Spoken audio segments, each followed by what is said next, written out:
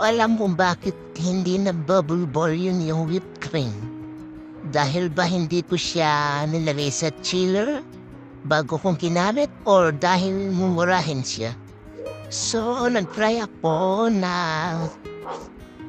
nilagay sa chiller bago ko ginamit. Susunod na premiere ko, malalaman nyo kung bilang dahilan or dahil mumurahin lang yung binili ko. Pero in fairness, masarap siya. Parang mas masarap pa siya sa mga selecta na nabibili. Yeah, masarap talaga siya. Kaya itry nyo na. Now na!